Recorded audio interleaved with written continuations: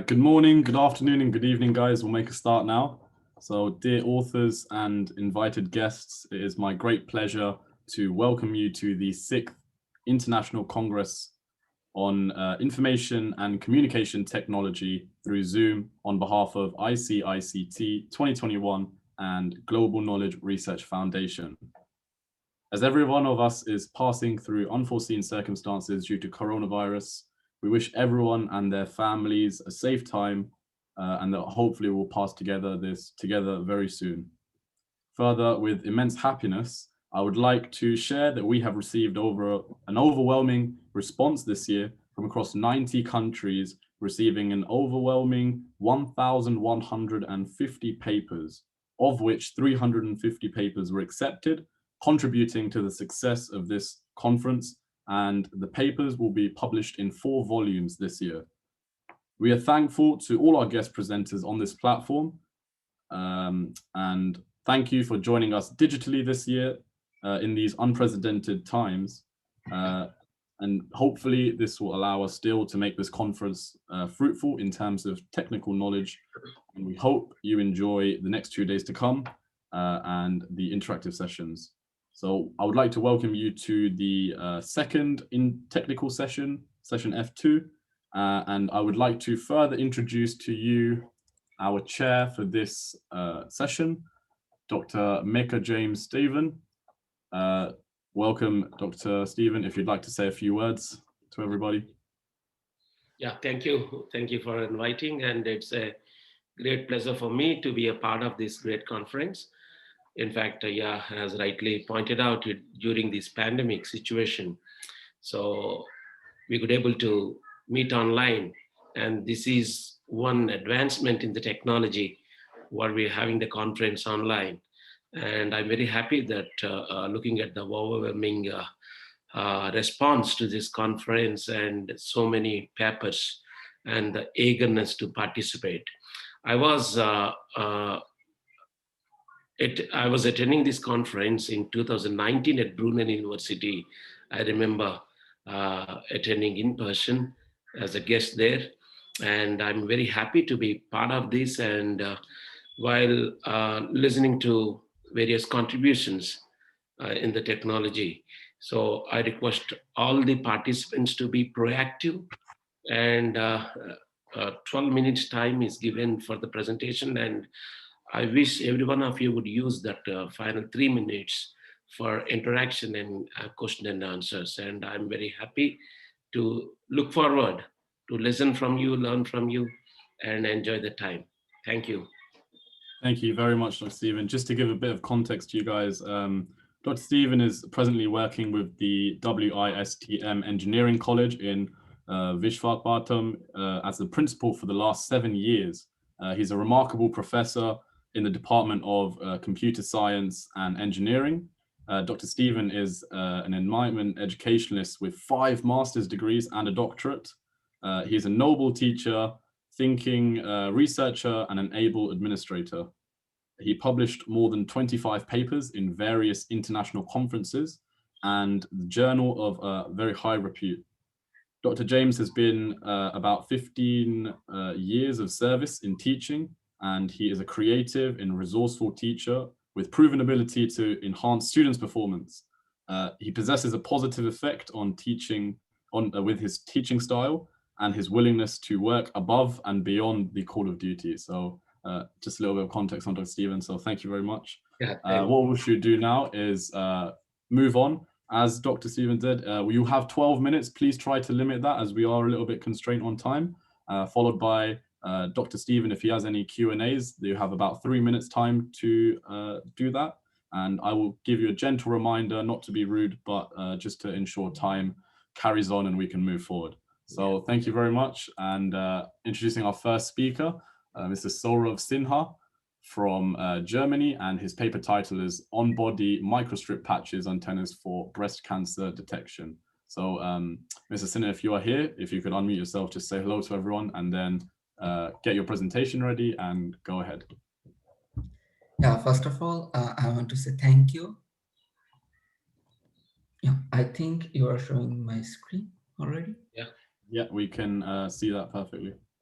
Yeah, first of all, thank you to ICICT platform to give me the opportunity to present my research paper, and its title as On-Body Microstrip Patch Antenna for Breast Cancer Detection. I want to introduce myself. I am Saurabh Sinha. I'm a student of Masters of Science in Communication Engineering in Technical University of Munich, and this my first semester is going on. So today I'm going to discuss about some variable topics like a wearable devices and antennas and our research goal and the block diagram, like how we design our antenna, and finally the design and analysis, which introduce that how our procedure works and how we found the breast cancer, and later the future work and conclusion.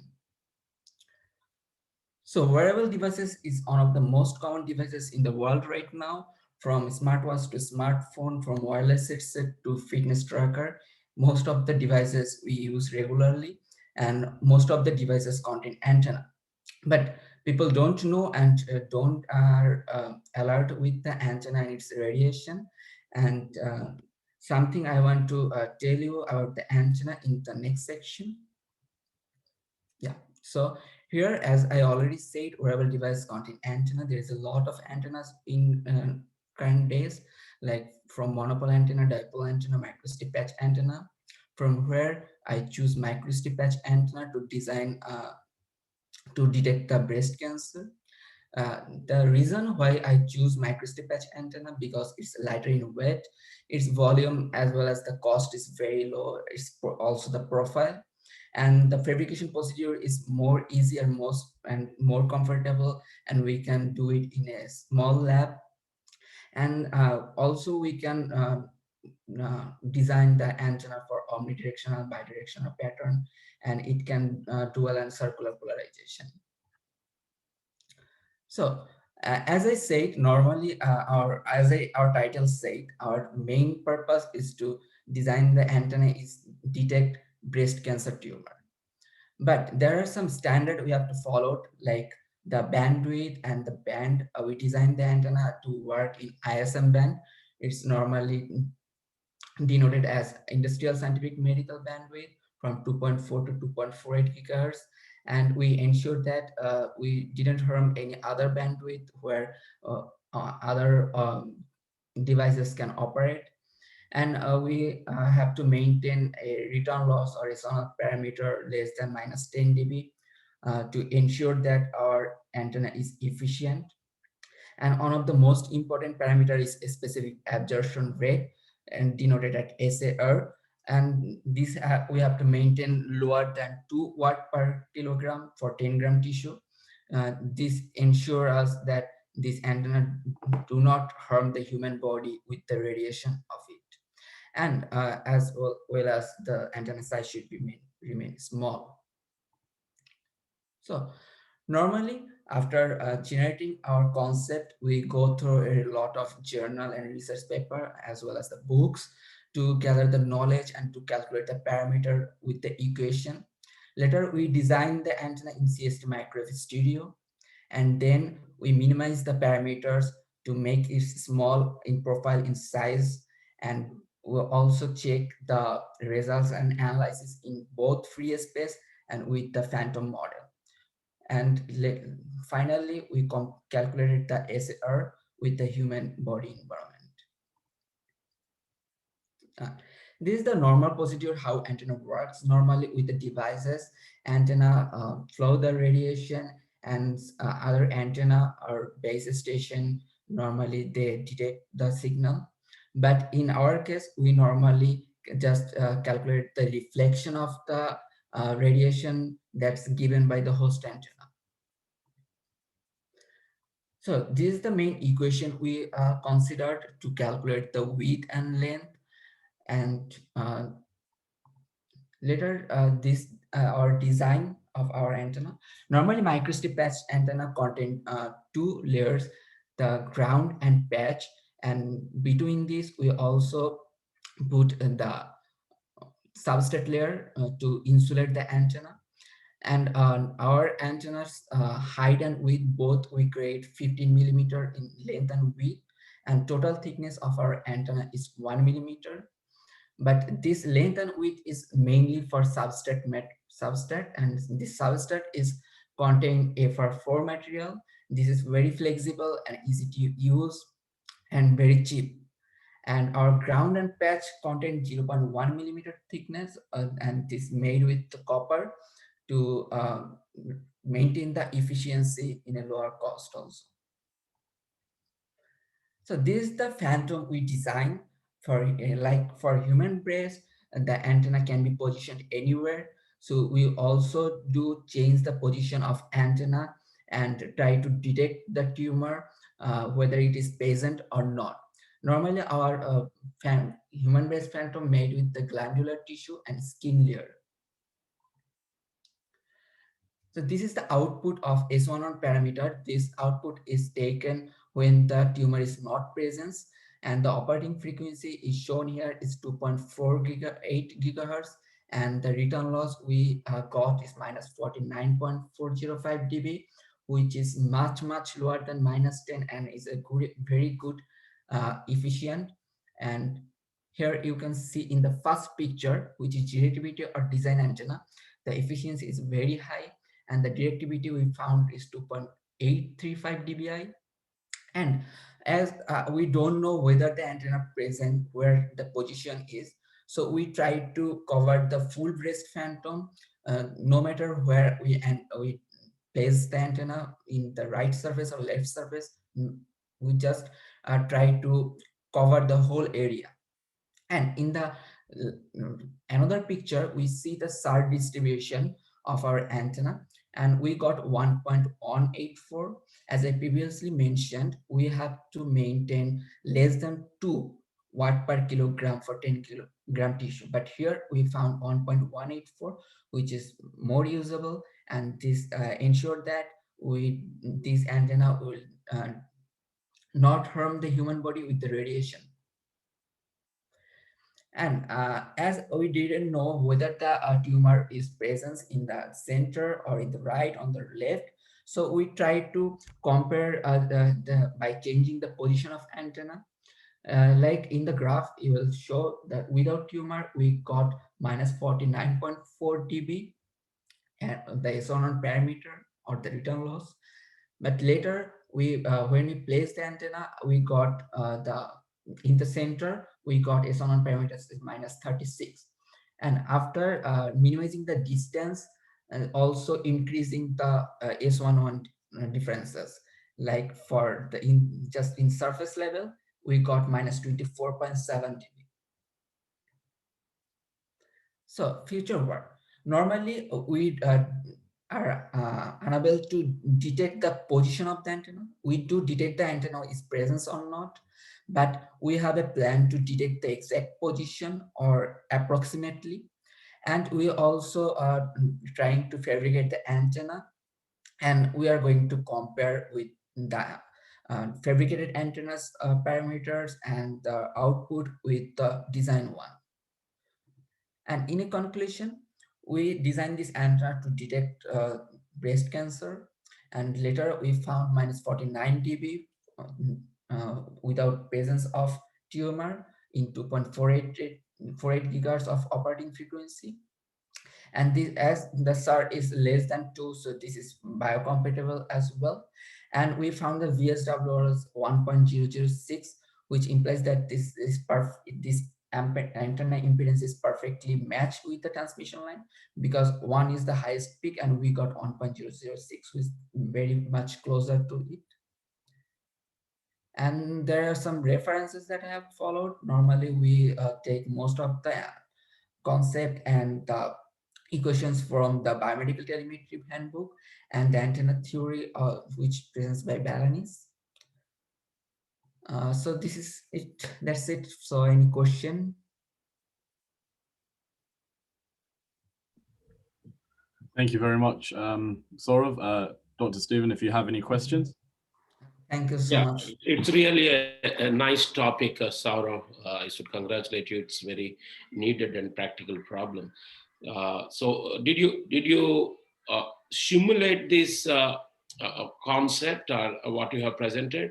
I understood that you didn't execute it practically in human body, but could you find some results out of the simulation what you did? Yeah, I found in the simulation, like when the tumor is present, in no matter whether it is small in size or bigger in size, the S on parameter is varies. Like normally without the presence, it's in -49 dB, but when the tumor is present, it's fluctuate between -24 to -36. And we're going to fabricate in very soon. Because of the COVID-19 situation, we are unable to do that, go into labs, so this is stop right now, but maybe this will be complete in next 1 or 2 months. Good, Saurav. All the best for your Thank you so future much. work. So, any participant can. Yes, we do have time right now. If anyone in the audience did have a question, feel free to unmute yourselves or put it in the chat. Not at all, sir. Please go ahead with the. No worries. So presenting next is Alexandra Munzberg from Germany also. And the paper title is Machine Learning and Context-Based Approaches to Get Quality Improved Food Data. Thank you very much for being here, Alexander. I'll pass it over to you now. I think there might be a slight problem with your mic.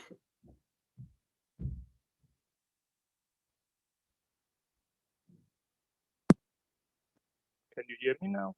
Yeah, that's perfect now. Okay. So it should be free for you to share your screen whenever you're ready and proceed with your presentation. Mm-hmm.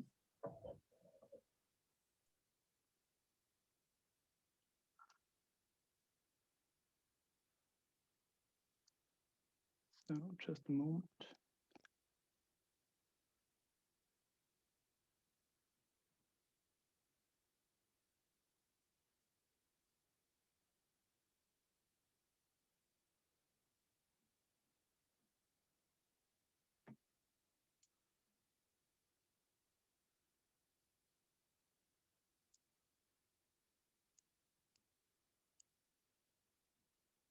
So can you see the presentation? Or? Okay. Welcome to my presentation about the topic machine learning and context-based approaches to get quality improved food data. The development the development and application of nutrition-related health apps is hindered by the limited availability of plausible data on ingredients and nutritional values of food products. There are no standardized data sources with information on all food products available in Europe. The commercial data sources are expensive and do not allow long-term storage. About open source data sources from communities are often contain inconsistent, duplicate, and incomplete data. In most of the apps in the store, users are supposed to enter consumed food in apps. Developers therefore do not receive a standardized and consistent structure of data. This makes it difficult to process the data obtained. In this project, methods are presented to load data from multiple sources via extract, transform, and load process into a central food data warehouse and improve the data quality with the help of machine learning algorithms. The data should be delivered to health apps via REST API. To the food data warehouse, food composition databases and food product databases are combined in the food data warehouse. Food composition database are databases like German Federal Food Key called Bundeslebensmittelschlüssel, BLS. This databases contains information about natural unpacked foods or meals and contains the attributes name of the food or meal, categories, macronutrients like carbohydrates, fat, and proteins, and micronutrients like vitamins or minerals. Food product databases contains information about packed food products with brands and an article number. This databases stores attributes about product name, category, brand, origin, the European article number called EAN, content quantity, ingredient list, allergens that require labeling, packaging information, macronutrients, and micronutrition. Food product databases are databases like the wikifood.eu, dasisdrin.de, openfoodfacts.org, or foodrepo.org. That are databases maintained by communities and data from the product manufacturer Danone GmbH.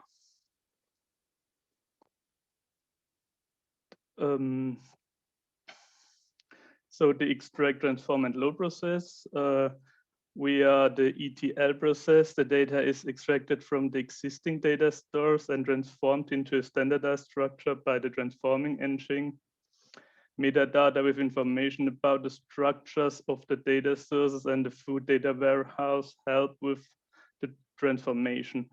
Then the data is loaded into the central database of the food data warehouse. Not all data sources provide all data attributes which can be stored in the food data warehouse. For example, not all databases contain information about the origin and categories of food. Only Wikifood, Open Food Facts, and Danone contains information about allergens that are required to be labeled. But all contain important information about nutritional values, and except for the Federal Food Key, all data sources contain information about the ingredients. Data profiling is a process to obtain information about the consistency, structure, and type of data. Data is analyzed for lagging data sets, incorrect data sets, or duplicates. The data profiling process must be performed during and after each ETL process to always be able to identify the inconsistencies of the latest data. It detects erroneous data records which are corrected for better quality and missing data or duplicates that need to be completed or removed. Data profiling includes general tasks like recognition of patterns and data types, outlier detections, and the rule analysis. For example, detecting values that match regular expressions. This facilitates the creation of categories relevant to the food data warehouse and the standardization of ingredient descriptions.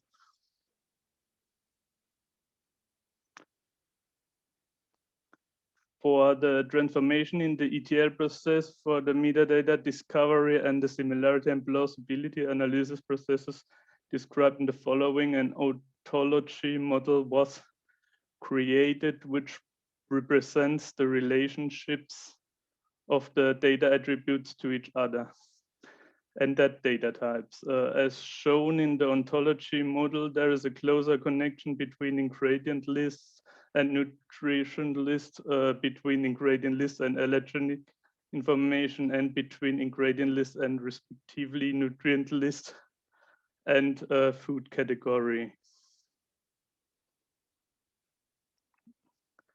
During the similarity analysis, the similarity analysis is used to identify very similar or identical records and complete the records or remove duplicates. Furthermore, it helps in plausibility analysis. Different approaches are performed. The text similarity analysis in product names and ingredient lists, and cluster analysis for classifying nutrition facts. For text analysis, the cosine distance equation is used. First, in the strings to be compared, the special characters are first converted to space characters. Numeric characters and stop words are removed, and sets are formed from the individual words by splitting by the space characters. For the ingredient list text, we use dictionaries for the different ingredient identifiers that mean the same thing. One common set is built, which includes the words from both texts to be compared. Then vectors are formed in the interval of 0 and 1, which represent both texts. A value in the vector is 1 if the word occurs in the same position in the text in the common set, otherwise 0. We calculate the similarity value using the cosine distance equation based on the two vectors.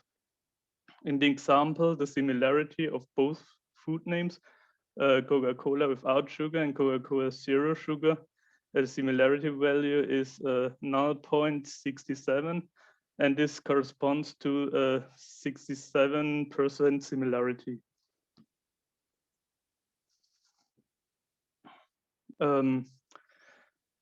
The similarity analysis in nutrition facts, nutritional data of the food data wares are stored as floating point numbers. Here a clustering method is used, which allows us to classify data with multiple numerical data points. We have chosen the k-means method because it is performant and has been successful in similar applications. First, number of classes must be determined. By trial and error, 20 classes were chosen. This number also corresponds to the number of the federal food key categories. To better represent the archive cluster, the dimension of the nutritional values for the k-means method was reduced using the principal component analysis called PCA. Two products are similar in the range of nutritional values if they are in the same cluster. Here we can see that the clusters formed are shown in different colors. The overall similarity analysis and plausibility analysis to determine the overall similarity of two foods to be compared. A rule set with association rules was developed by evaluating 100 test data, which includes the similarity values and cluster classes obtained. The rule sets are only applied to data sets whose food names have already been classified as similar. With the rule set, it can now be determined whether a food data set is plausible if another data set was found, which is similar to the first data set in name and has similar compositions. Missing values from one data set can be taken from another similar data set. This is the case, for example, if food name and ingredient list of another record are very similar, then the nutritional values are taken over. Or if food name and nutrition facts are very similar and the ingredient list is used. Subsequently, the analysis determined values that indicate whether the ingredient list and nutritional value list or both are plausible. The following table shows the created association rules. It's a little bit complex. Here we see the association rule for the food data warehouse processes, the values X for nutrition, X for ingredients, and Y for total similarity shows the related similarity values and the plausibility. The API of the food data warehouse accepts food data requests in the JavaScript object notation format, JSON, and returns the response via the same data format. The requesting application sends a search query with product name, brand, or category, or a European article number to the food data warehouse. The API also indicates how plausible the values in the food data set are.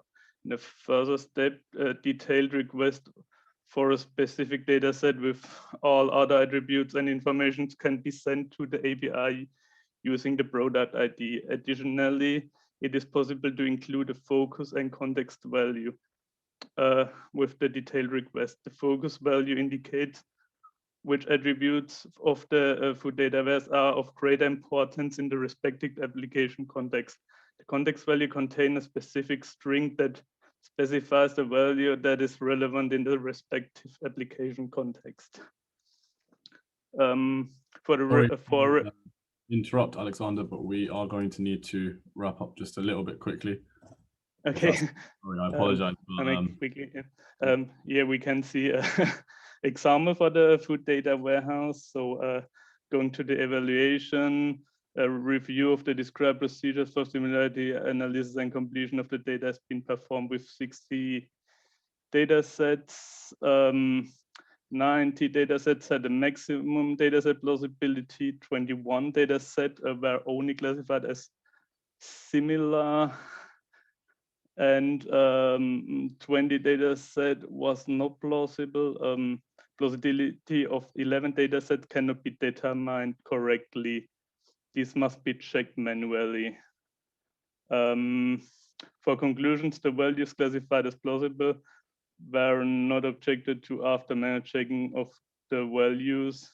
One set of the datasets, thus 20 datasets, were classified as impossible, or no plausibility of the data could be determined.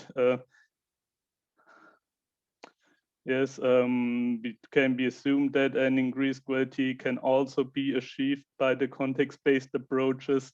In the next steps, we use of big data technologies is used to achieve higher performance during real-time processing by the API.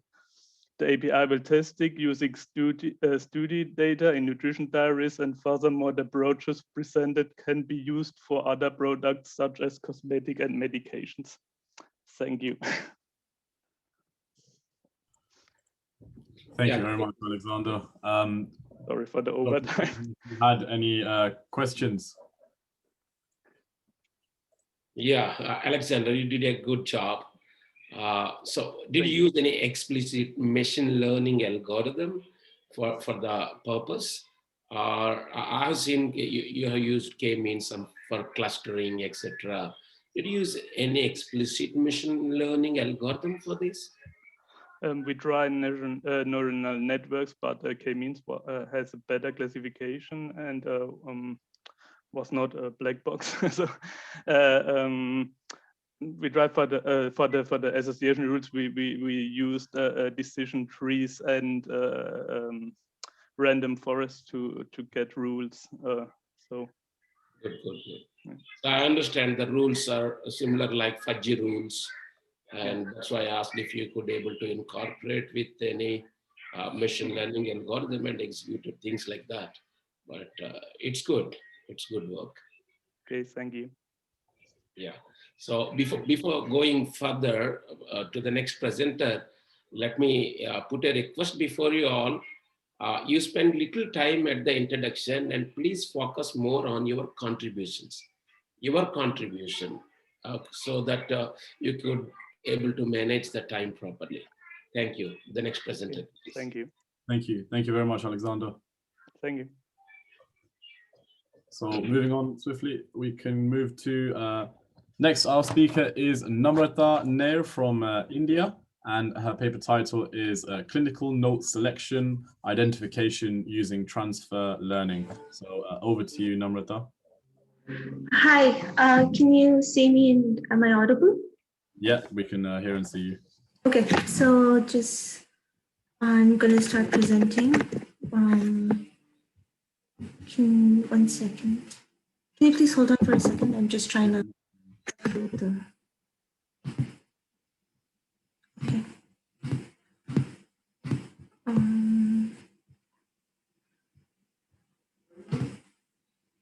Is this screen audible, which is the PPT? Okay, so just before I begin, I am Namrata Nair. I am a student in Amrita Vishwavidyapeetham in the computer science department. And the authors are myself, Shankara Narayanan, who is the director of and a computer architect in Amrita Technologies, Pradeep Bachchan, who is the CEO of Amrita Technologies, and KP Soman, who is the head of SEN, which basically works on machine learning algorithms of Amrita Vishwavidyapeetham. So I'm just saying this work is in collaboration with Amrita Hospitals, which is a leading multi-specialty teaching hospital, and also with Amrita Technologies, which is a leading healthcare software provider in software solutions and CDSS systems. So,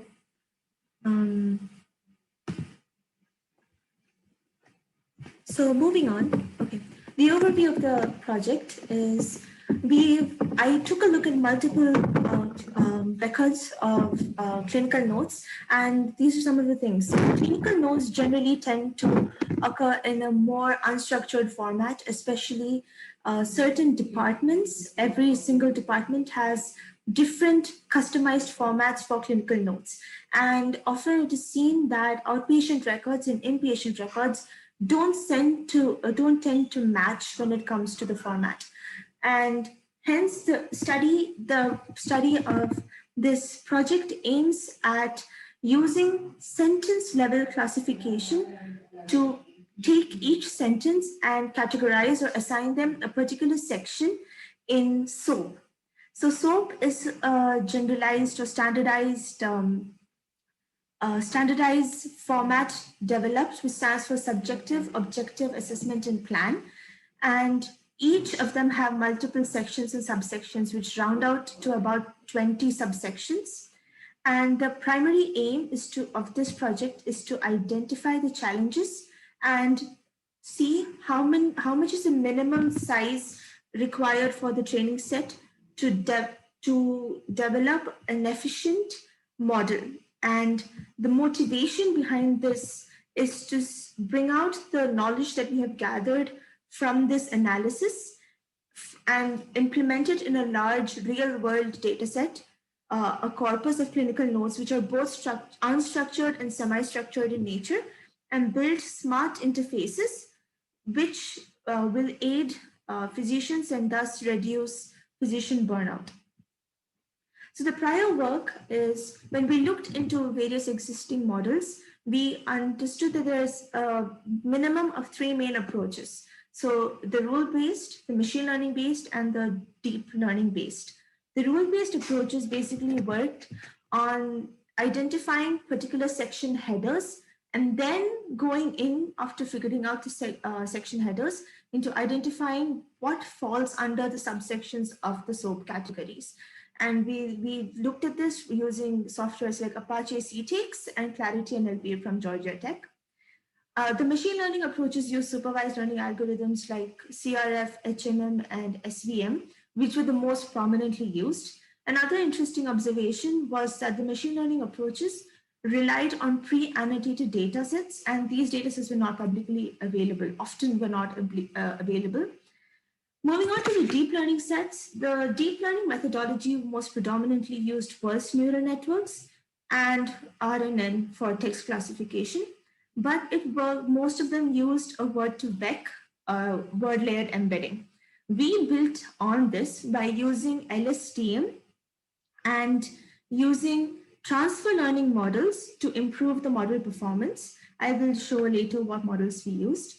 And from this study, we gathered that we can reduce the training overhead as well as we can reduce the amount of datasets required for training a particular and creating an efficient model. So the transfer learning model we implemented bidirectional LSTM, and we used 2 types of word embeddings. So classical word embeddings, which constitute of GLOVE and COI to VEC.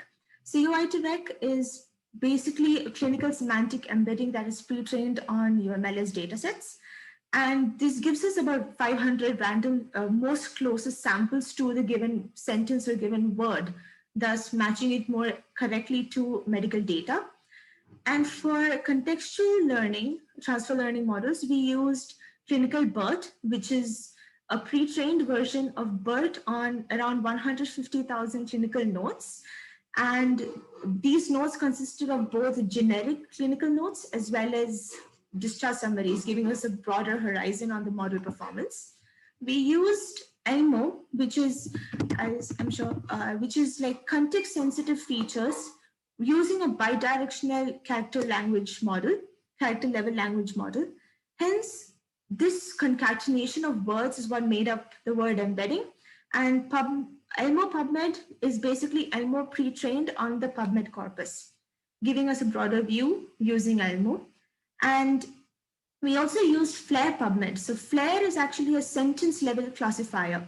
So the sentences is parsed to generate the word embeddings, and FLAIR PubMed was used because it was pre-trained on PubMed corpus, which is the medical corpus.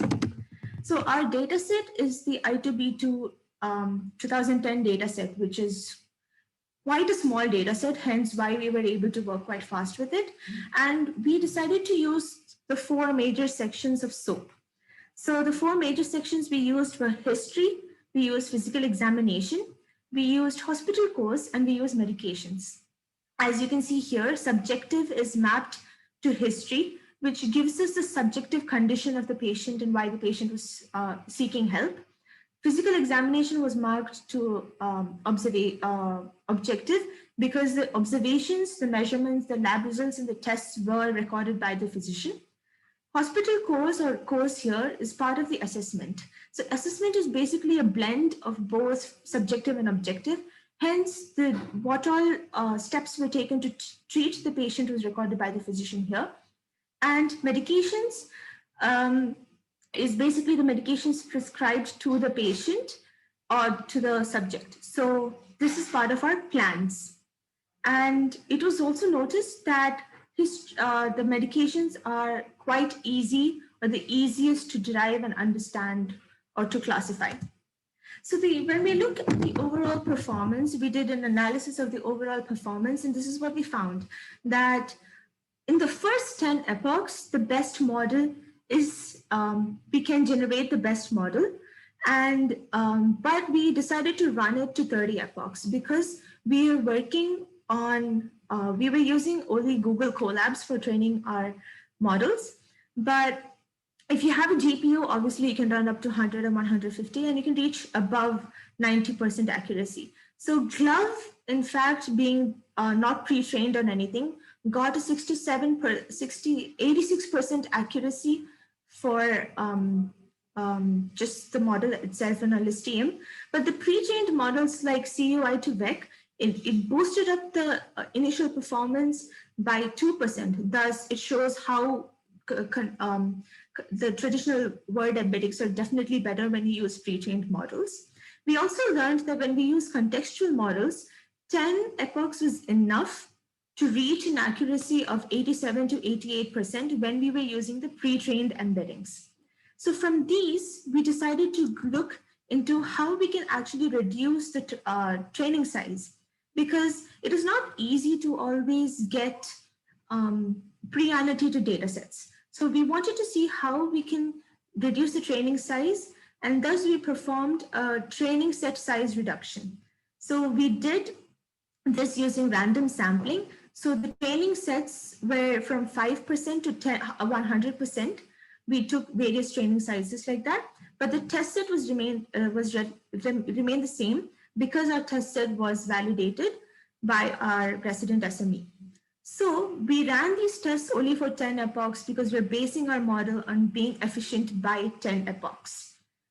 So when we were running this, as you can clearly see from the graphs, clinical BERT tends to outperform Elmo PubMed and FLAIR PubMed because only from the very beginning, clinical BERT tends to perform at 87 to 88% and remains steady as it is. And when we tried running it, we try to get a GPU and run it for better models, and we'll see how it works. Both, in fact, all the models, and the reason I chose history and course to be presented here is because it's a very interesting study when we did it, that history and course, in fact, had an 8% deviation when we were checking it with Elmo PubMed and FLAIR PubMed as compared to clinical BERT. And we understood by looking deep into it that history and course was frequently misclassified by the model.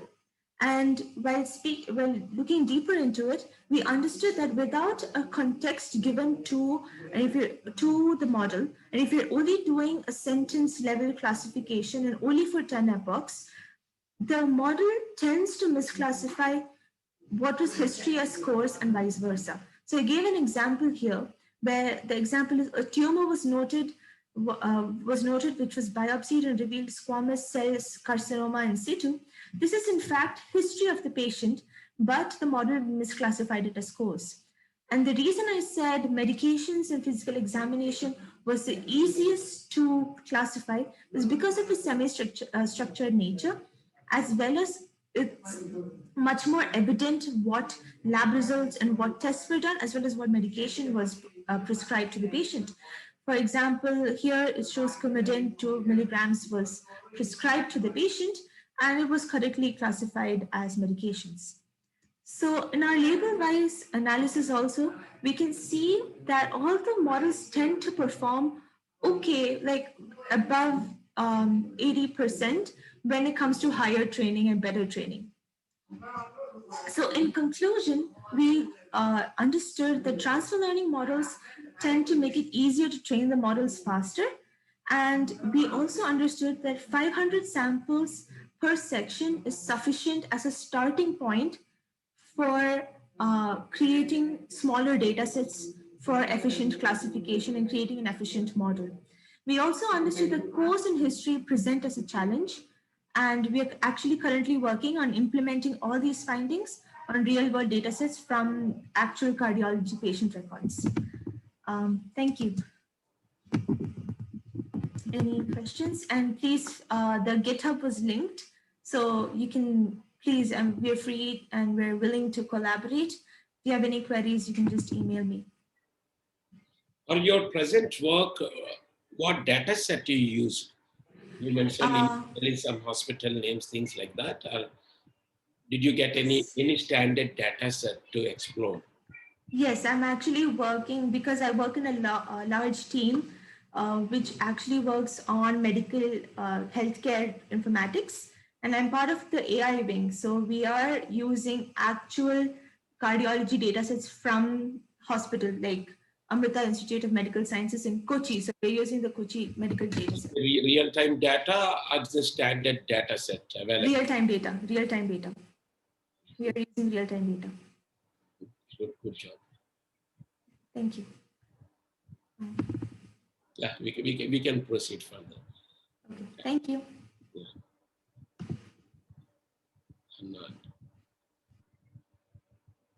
Yeah. Shukla, you need to unmute your voice. I apologize, guys. This happened once before as well. It's just the life of living in Zoom, right? Anyway, let me introduce again. Sorry, our next speaker is Hanane Grissete from Morocco, and the paper title is Adversarial LSTM-based sequence-to-sequence modeling for drug-related reaction understandings. Okay. Hello, everybody. Hello. Thank you, dear. So let me share with you my screen.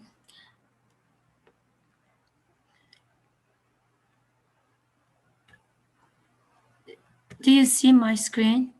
No, not yet. Not just yet. Yeah, that's perfect. That's on now. Okay. So first of all, I'm Hanane Grissete. I'm from the University of Sidi Mohammed bin Abdullah.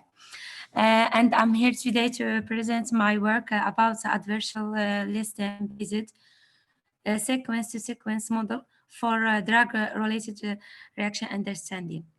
For that, we will start by a brief introduction and then a brief introduction about sentiment analysis for healthcare solutions, and a synopsis of background of this study and for medical essay. And then I will give you a synopsis of the proposed approach, and to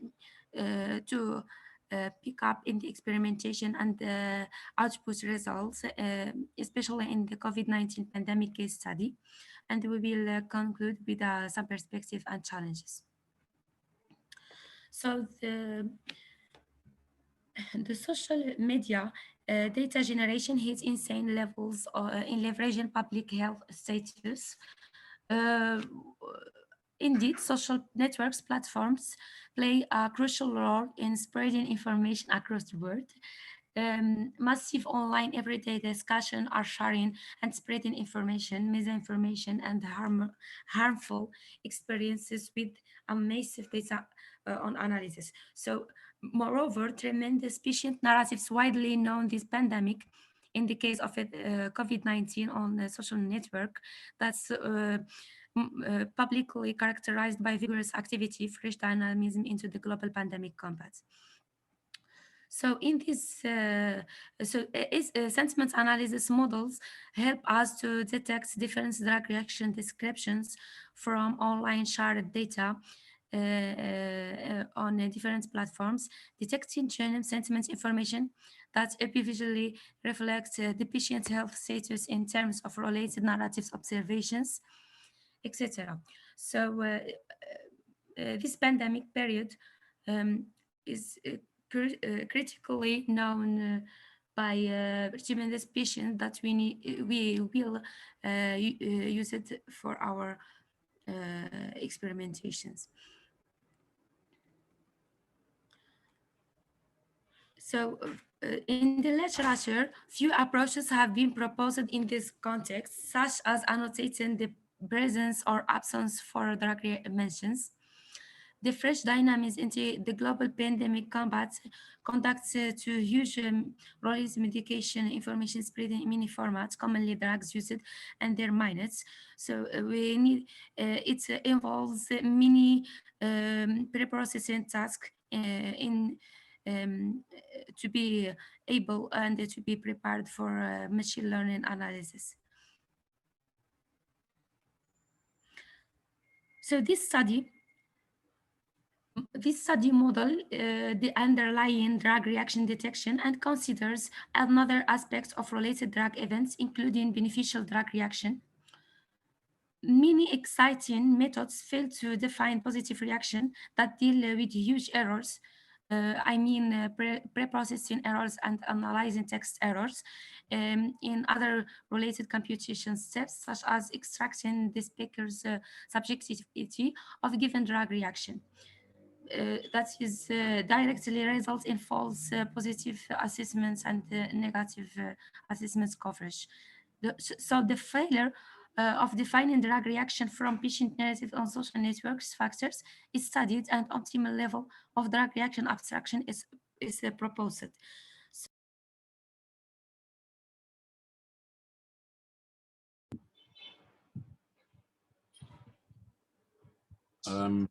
It appears maybe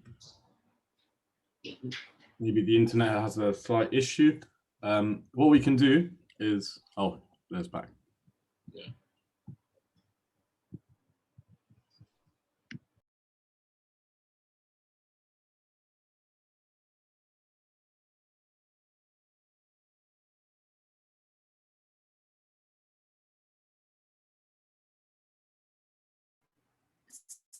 Sorry about that.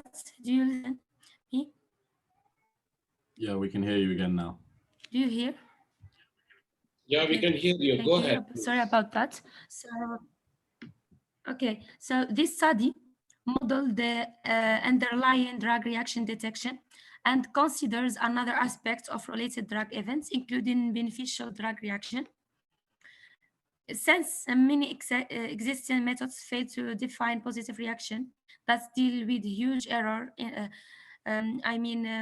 error in mining those shared narratives in other related computation steps, such as extracting the speaker's subjectivity of given drug reaction to extract possible drug effects. So this failure of defining drug reaction from patient shared text on social networks factor is studied. So we develop an LSTM-based encoder-decoder model that leverage and memorize the concepts, details, and relationships to form a drug description from generated and aggregated from text. So it's about an adversarial based training model that guarantees to recognize sequential embeddings of distributed biomedical engrams representation from highly comprehensive and controlled medical vocabulary, such as PubMed and Medline.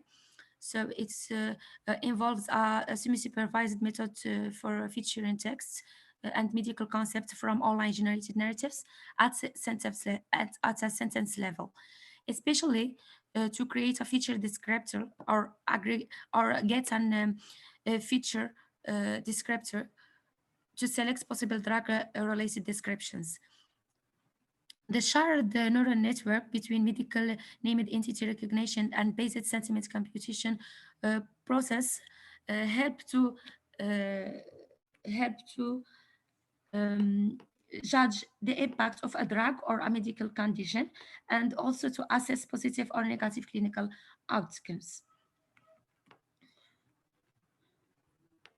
So to give you more details about the model, in the first step, we aim to collect and normalize data collected from different platforms using a basic keywords crawling system that is created for collect Twitter posts.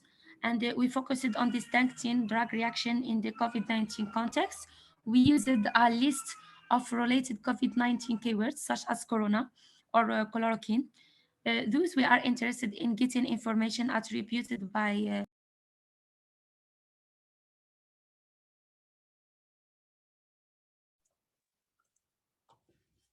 What we'll do is we'll see if the connection comes back in a second like it did again. Otherwise, we can move forward. So we'll just give a few more seconds. Yeah, perfect.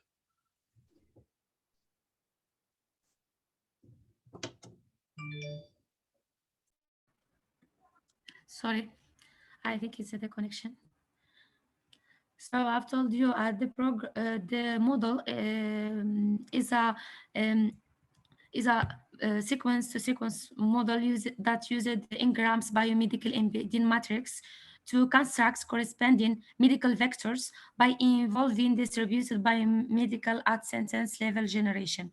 So a distributed representation of 700 dimensions that are trained on PubMed and clinical notes, whereby achieved an accuracy of 0.85 measure, F1 measure, and accuracy.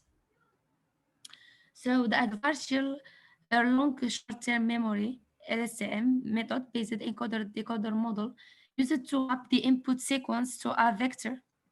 So let me show you the proposed architecture to have a big picture. So the model used engrams biomedical embeddings matrix, pre-trained embeddings, to construct corresponding medical vectors from comprehensive and controlled medical vocabulary by involving distributed biomedical at sentence level generation. Is a distributed representation of 700 dimensions that are trained on PubMed and clinical notes. The adversarial long LSTM-based encoder-decoder model used to map the input sequence to a vector of fixed dimensionality, and then another LSTM decode the target sequence from the vector of possible drug reaction target within the text. The bidirectional sentiment analysis model is created for an extrinsic evaluation to measure such a fine-tuning task to measure the model's ability to correct a false positive and negative through efficient drug reaction discrimination from real-world patient description. Also, Twitter sentiment analysis probes using additional salient Twitter features to summarize online criteria and particularities. So, Table 1 aims at illustrates data sets from medical databases we use it in this study, in the training. And the second table is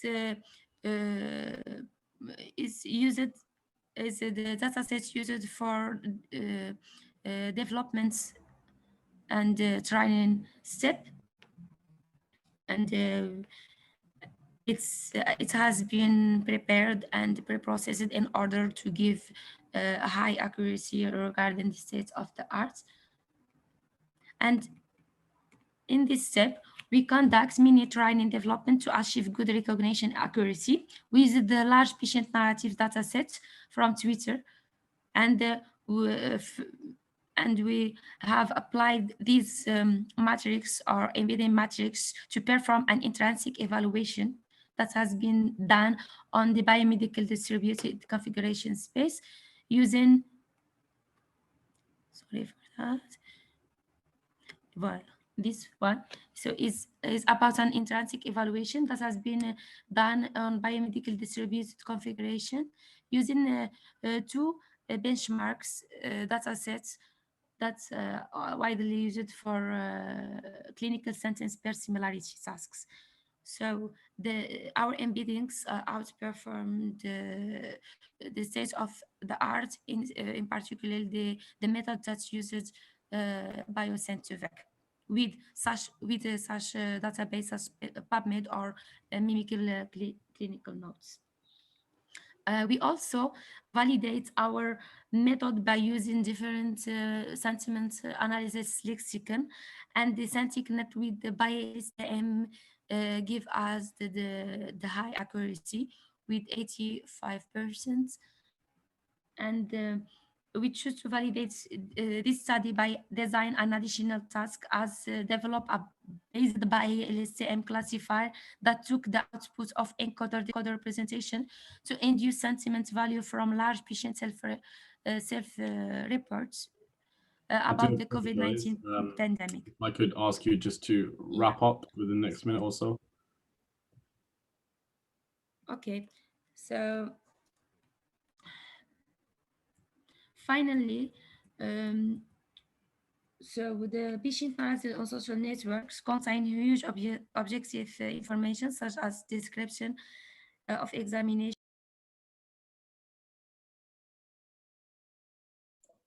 No worries. What we'll do is, let me share my screen quickly.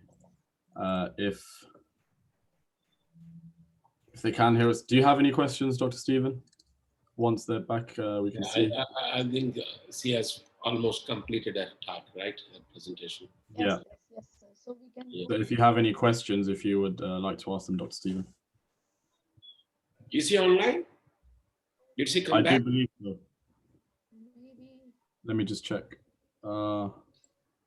not yet, actually. Okay, it looks like maybe not. So what we'll do is we will move on. Then we move on to the next presentation. So Sir, if you have any question. Yeah, are you there? So did you use the data set only from the social media like Twitter? How far they are reliable 100% when you make some experiments on the data collected from social media? Do you have any explanation on that? Sir. Hello. Yeah. Actually, I am from team ICICT. I'm not the participant. Actually, we can't hear you currently. What we'll do is I think unfortunately she has left the call, maybe some technical issues. So what we'll do is we will move on to the next present. Once she came back, we can ask. We can ask her the questions again at the end if we do have some time. Okay. Is Mr. Korotov KG from Russia, are you here, sir? Sir, if you are here or someone is here on behalf of him, please chat me so I can unmute you. No problem. It looks like we'll move on, and if there is someone, they can contact us, and we'll move it to the end. So next up is Muhamraman Lubis from Indonesia. If you are here, sir. Here I am unmuting. Yes, and his paper title is Business Processes Re-engineering Strategies for Health Management Services in PUSKESMAS. So on to you, sir, if you'd like to share your screen and continue with your presentation. Thank you.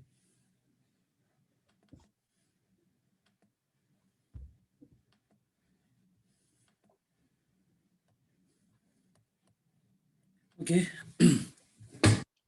Thank you so much for the opportunity to present in this nice conference. So I'd like to present regarding our paper.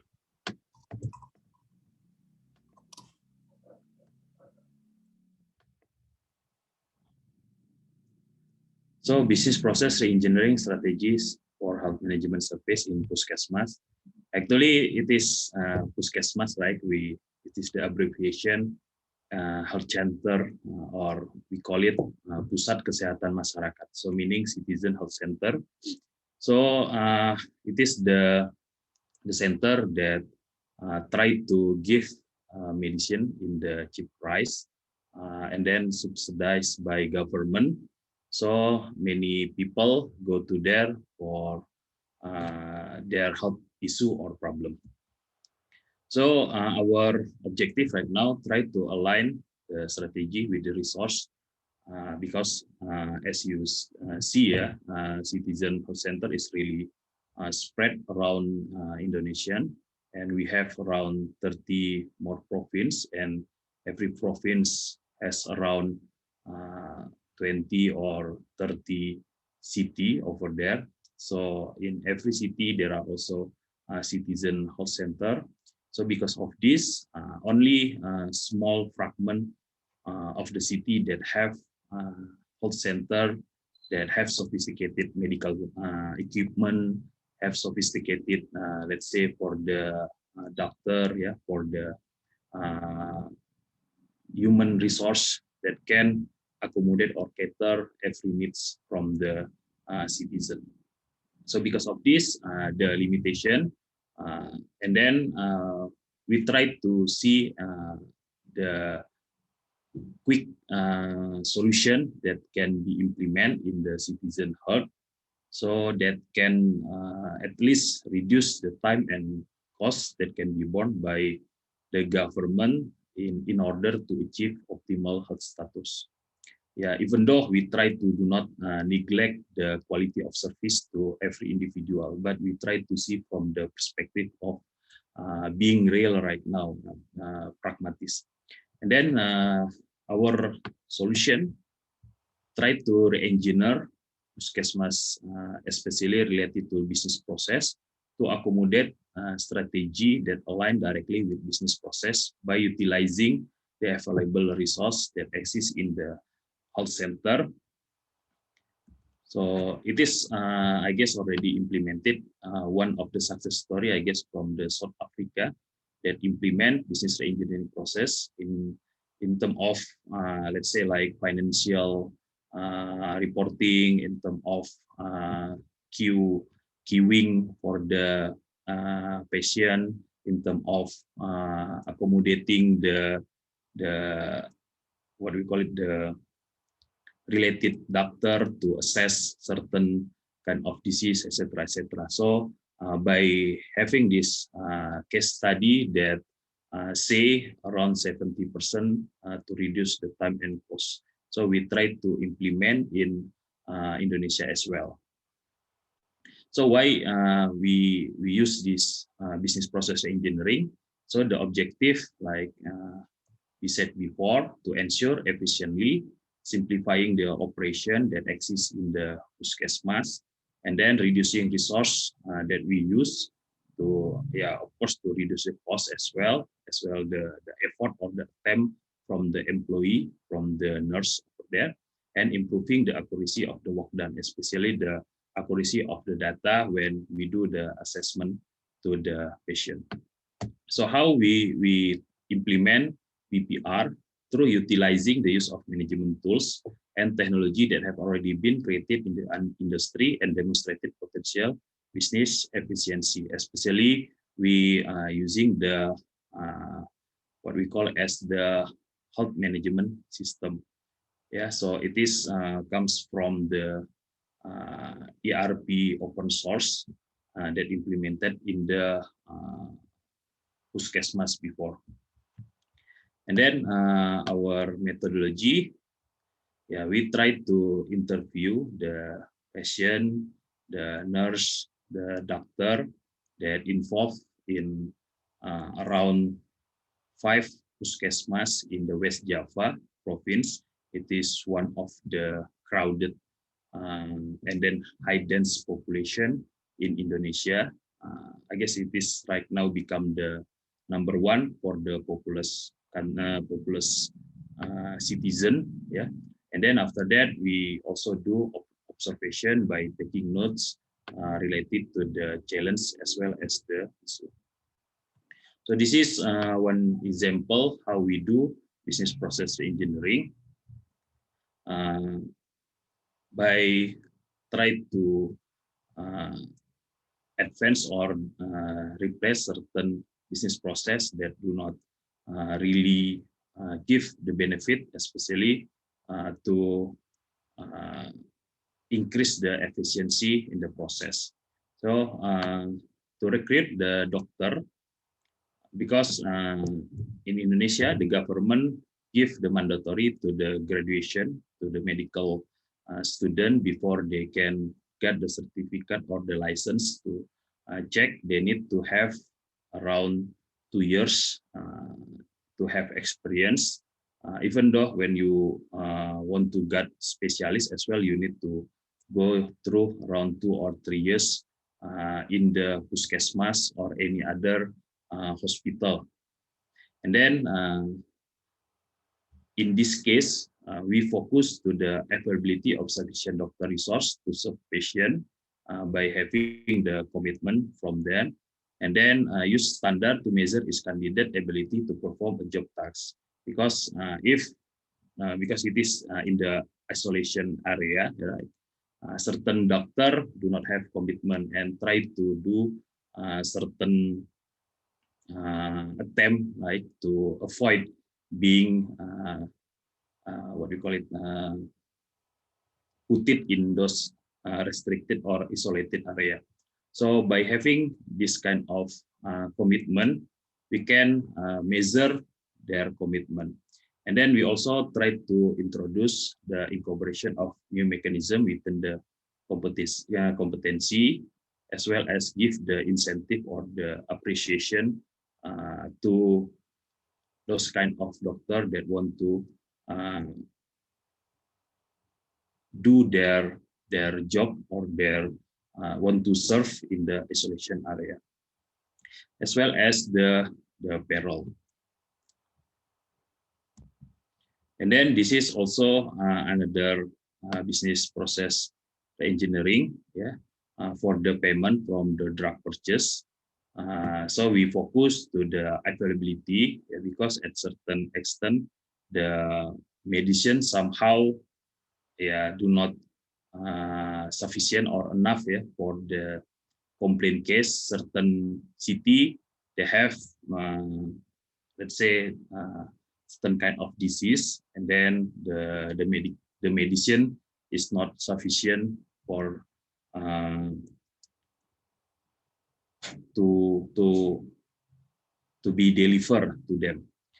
And then we also focus to the history in this case, so we can spot on what kind of medical drugs that should be available in certain city by distribute fairly and accordingly.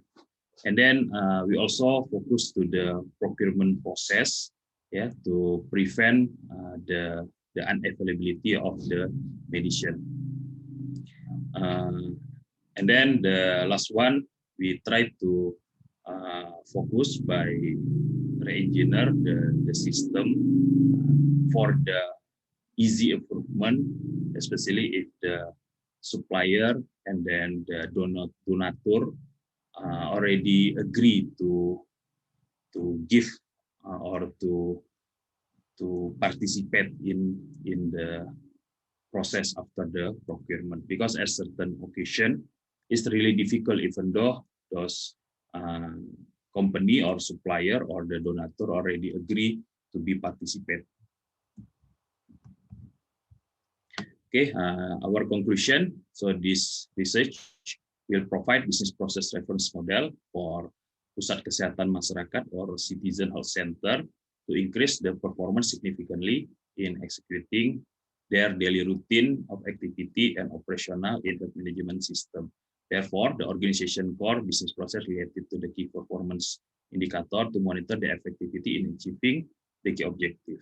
And then, as you know, for the background, Citizen Health Center only focus for the assessment process. If they cannot cure, or because if the disease should be go to the advanced level, they will give the reference to the, because we, in Indonesia, we classify the different type of hospital. At the first, it is the puskesmas, and then after that, the hospital type C, and then in the higher level, type B, and then the last one is type A. So at certain occasion, in the hierarchy, in the implementation, somehow it's become problem because puskesmas do not give directly to certain patient to go to the level A. They should go to hierarchy level. But by having this engineering process, hopefully we can what do you call it? Give the exact needs for the patient. If they really need to go to level A, they should go to there. But if they should go to the process level C and then go to level B and then go to level A, they need to go to that one. So the decision making in this situation is really important because, like I say, it's related to the cost, yeah. And then we try to make sure the budget that every puskesmas has given by the government spend accordingly, and then do not be waste. Okay, thank you for your attention. It is my presentation. Yeah, thank you.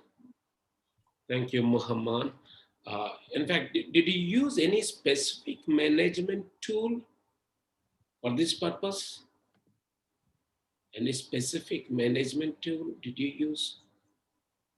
Yes. At the first, we using Udo, yeah, as the open source, but the problem exists Udo. It is for the enterprise resource planning. Mostly majority puskesmas, they using their own. Yeah, they're using their own. Yeah, you So, keep repeating that word puskesmas. Can you puskesmas. clarity on that? What is that?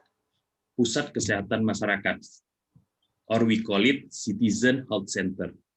It is in the Indonesian Pusat Kesehatan Masyarakat. So many of them using their own management application.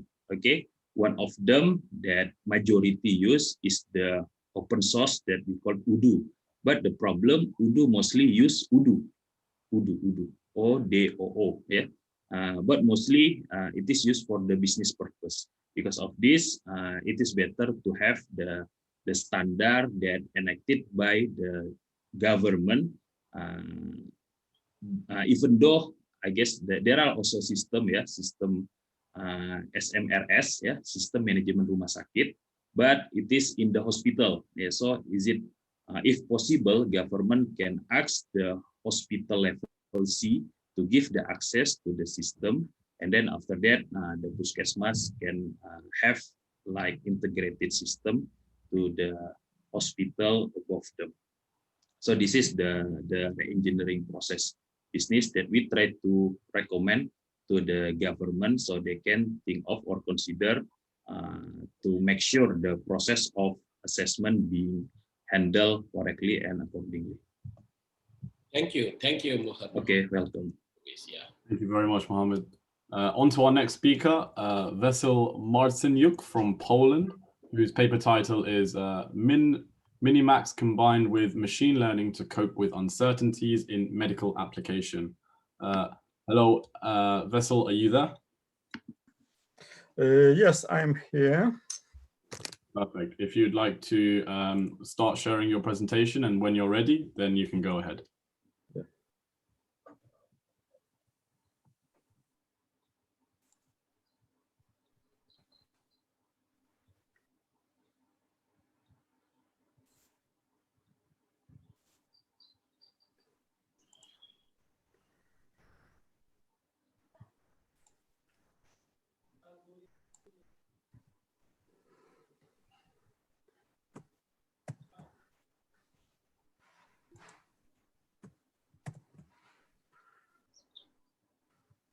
may I start? Yes, Russell, please. Dear ladies and gentlemen,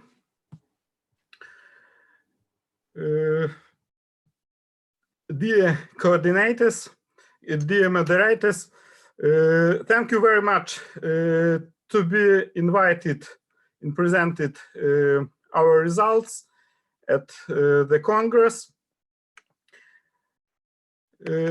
Our research is devoted to the development of Minimax approach of machine learning to cope with uncertainties in medical application.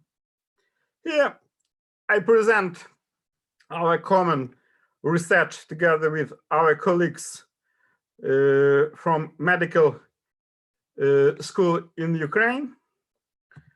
And I'd like to state some words as an introduction, presenting the goal of the research. Then I present the general flow chart of this approach, which we offer here, and then we consider one example of its application for cardiological research.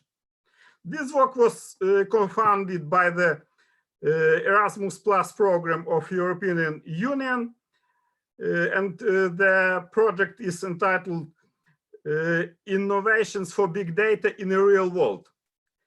And the purpose of this project is investigation of good practices dealing with big data, and this research is closely dealt with this project, and it is one of the good practice. Machine learning is widely applied currently in medicine and can solve a wide range of problems. Currently, not only the data of an objective examination and anamnesis of the patient is being analyzed by machine learning algorithms, but also the results of analysis and examinations on medical equipment like ECG, EEG, CT, MRT, etc. A variety of different models are used and applied, starting from regression, support vector machines, random forest, supervised learning, PCA, for unsupervised machine learning, etc. Deep learning allows to develop smart healthcare monitoring systems which use wearable sensors and social networking data, supporting natural language processing, etc. And the use of such tools increases the efficiency of the doctor, saving him from performing a number of routine operations. One of the most significant problems in the use of machine learning in medicine is the correctness of diverse medical data from which are ingested from various sources for training algorithms, which take into account uncertainties. Uncertainty are dealing with two different types of uncertainty, which are called as epistemic uncertainties and aleatoric uncertainties. And these uncertainties are dealing from viewpoint of machine learning with the data which are used as training tuples, and the uncertainties with the models which will be applied for this data. Uncertainty remains an important factor influencing the decision-making process in all branches. It influences valuably the accuracy, sensitivity, specificity of algorithms which will be applied. And applications of machine learning depends on good estimation of the uncertainty. And it is very important in such problems as forecasting, decision-making, learning from limited, noisy, and missing data, learning complex personalized models, data compression, automatic scientific modeling, experiment design. All of these problems come from medical application also. In particular, here we emphasize the basic uncertainties and machine learning tasks arising in the main medical applications. And we can differ these applications as diagnostical application of medical treatment, and the problems of prophylaxis, such as prophylaxis for COVID disease. Models describing diseases and pathological processes have to be considered to cope with uncertainties. And that's why we have to analyze different types of machine learning tasks in medical research from viewpoint of the influence of uncertainty also. One of the most popular and traditional approach to cope with uncertainties in traditional decision-making problems is minimax approach, which is traditionally applied, for example, for regression problems. This minimax approach was developed in the case of machine learning to the generalized minimax approaches known as minimax probability machine. It is a binary classification model for minimizing the upper bound of the misclassification probability instead of the ordinary loss function. These approaches, namely MPM, was used as an implicit indicator to characterize the reliability of the classification model. Then the next development was dealing with the twin minimax probability machine, which combines the benefits of both MPM and twin support vector machine, etc.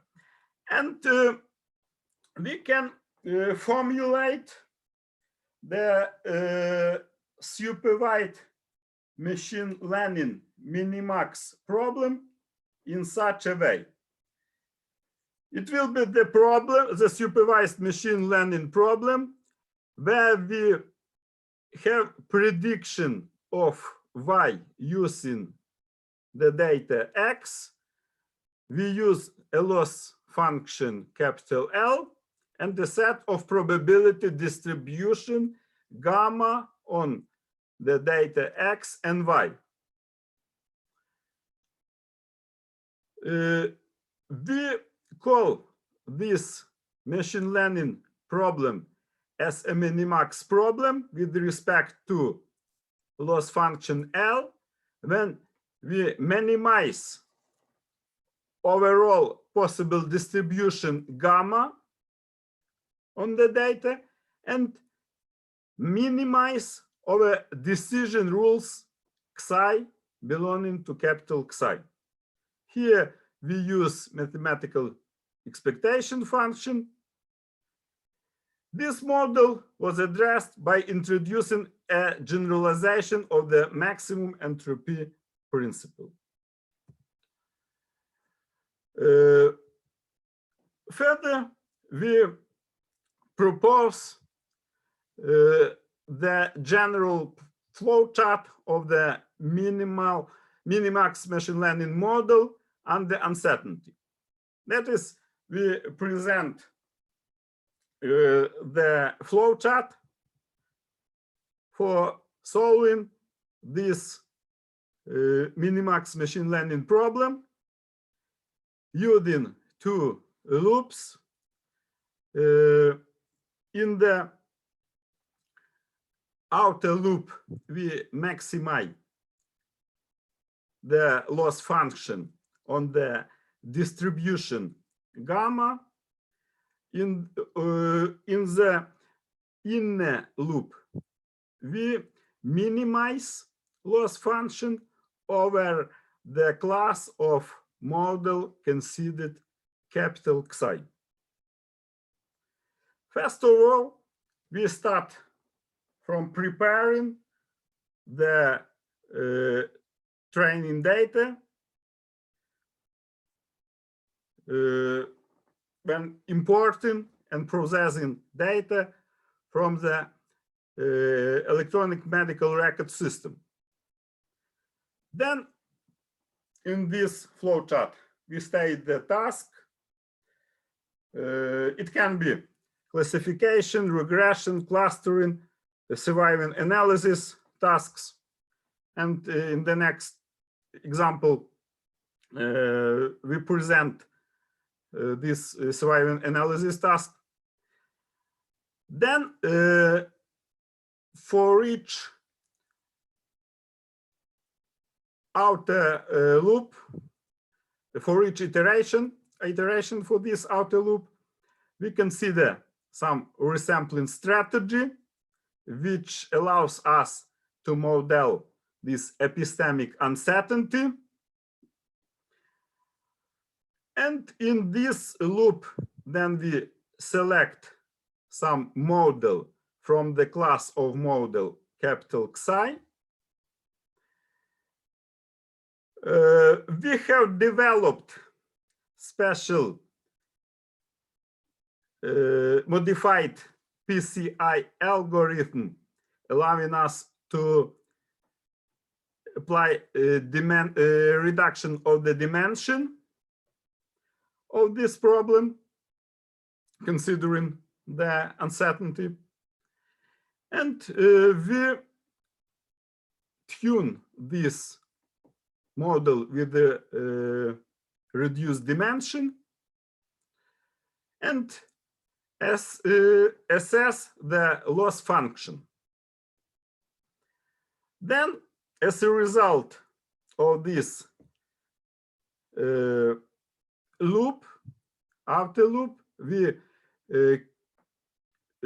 compare this loss function for all considered resampling strategies and for all models that we investigate.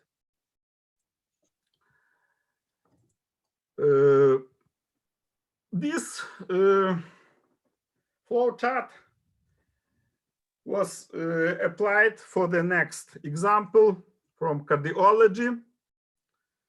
In this experimental research, we investigated about 1,500 cardiac patients diagnosed with myocardial infarction. The target attribute for the patients was the prediction of life expectancy. Initially, each patient's data included 97 attributes containing both numerical and categorical values. Such information covered data on the type of heart attack, localization of infarction. Mortality information was also used. The presence of concomitant pathologies was described. And here we used a detailed analysis, since such pathologies can be combined. Risk factors that are typical of cardiovascular disease were investigated. I do apologize, Mr. Martinson-Yuk, but I will have to ask you to try and conclude within the next minute or so, 2 minutes. That's okay. Thank you. Then we apply a dimension reduction algorithm. We consider the set of models Xi included linear regression model supporting vector machine, and model of random forests. Resembling strategies covered CV3, 5, 7, 9, and 10. And as a result of applying this minimax method, we obtained the following tables where we compared the loss function such as RMSE, and the second loss function was the times of train of a machine learning model. The values of loss function is presented on the following tables. And as a conclusion, we see the importance of the problem of uncertainty in machine learning in medical research. Namely, we see that the result, the model that should be selected depends on the resampling strategies that were used. And finally, we propose here the using of Hurwitz criterion as a compromise way of choosing machine learning models from two extremes: a pessimistic assessment according to the maximin criterion and an optimistic maximax assessment. Thank you for your attention. Thank you very much, Ms. Marcinjuk. Dr. Stephen, if you had any questions. Yeah, that's a good thing, that dealing with uncertainties, especially in medical area and the application of medical field. So thank you for the presentation. And you have taken the data and in cardiology. So any specific reason for taking only that set of data instead of, because we have many medical applications. So why your work focused more on that particular area in cardiology? Thank you for your question. First of all, cardiological applications are very important because of the cardiological pathologies are widely extended, and this is a very important problem. And it's necessary, and the problem is to offer the most applicable model for cardiological research. And our approach allows us to compare and to offer the models that which be applied in this clinical research. Good. Thank you. Thank you. Thank you very much, Mr. Marcinjuk. What we'll do quickly is head back to Hanane Grusete. If you're still here, Hanane, if you're back, I believe Dr. Stephen did have a question for you, if you'd like to. Yeah. So, are you there, Hanani?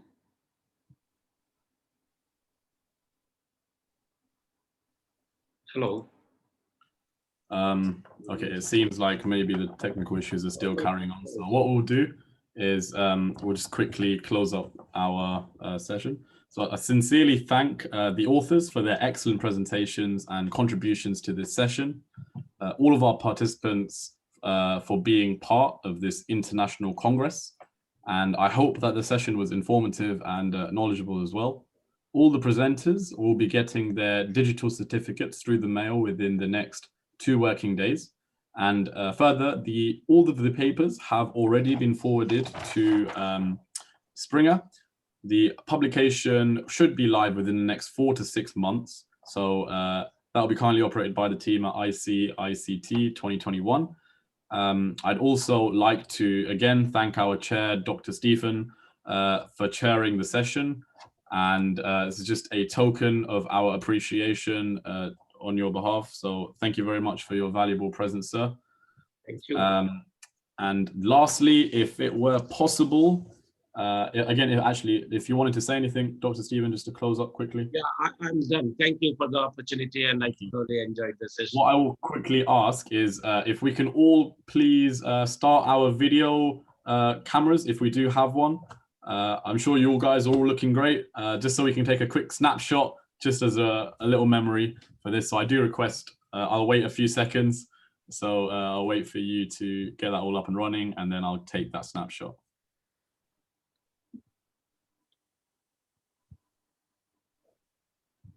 Not to worry.